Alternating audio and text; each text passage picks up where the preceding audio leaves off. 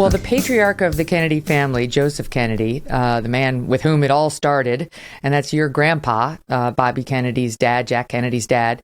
As I understand it, he wasn't so big on whiners, and so you were all raised from the cradle to toughen up and not walk around feeling woe is me. Yeah, I think that's right. He would, if you whined around him, he would come into the house clapping his hands, said, "There are no whiners in this house. There's no complaining in this house." And,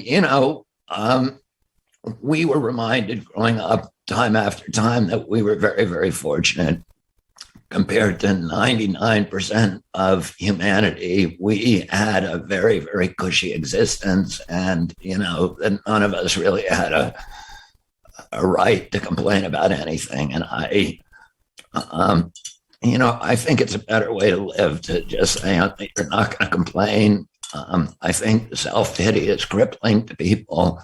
Yes. I mean, coming from that kind of an upbringing and family approach to life, today's day and age must be very frustrating to you. I'm sure your grandfather would be horrified to see how much we lean into victimhood today, whether actual or imagined. It's become something we prize. It's celebrated. It's no longer something to triumph over. It's more like, great, you've got something to complain about. We all want to hear it. Yeah. Well, I don't think that anybody ever got to their deathbed and said, I wish I had spent more time complaining. I think there's one of the things that I found out during my early sobriety, it was really a technique that was a gift to me, was that gratitude was a choice, and that, my inclination, I think the inclination of most people is not to be grateful, but to wake up every day with a sense of impending doom, and then, to look for reasons to be discontent. And it's really about the way that we process reality. You could have two people who are doing this, who are shoveling manure, and one of them could be whistling and laughing, and the other one could be grumbling and cursing. And it all is taking place inside our own heads. How do we choose to practice to process our reality? Do we choose to look at the glass half empty or glass full?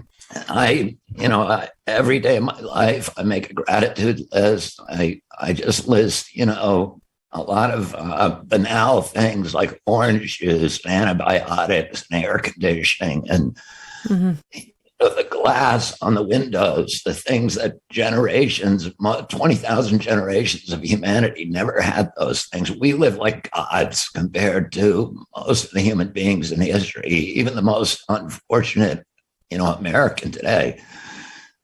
And so we can either choose to be grateful about those things, or we can, choose to be anxious. And, it was a revelation to me to learn to realize that was a choice, and it wasn't a condition that was imposed upon us. Mm-hmm. And gosh, I mean, I wish people could understand the full extent of what you've been through. How old are you now? I'm actually 68 years old. 68. I mean, you look so young. You look good.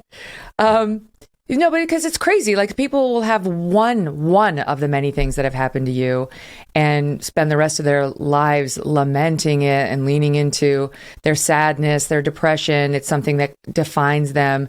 Not to bum you out, but I'm just off the top of my head. Obviously, your father was assassinated. Your uncle, the president of the United States, was assassinated when you were a young boy.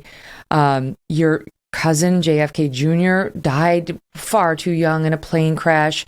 You've had your own personal challenges, and here you are on a mission, staying on the thing that you care most about, the environment, public health. You've taken a ton of incoming. You've been demonized by large factions of the press. You never stop. And I admire it. Hey, thanks so much for watching. If you like what you just saw, hit the subscribe button for more clips and full episodes.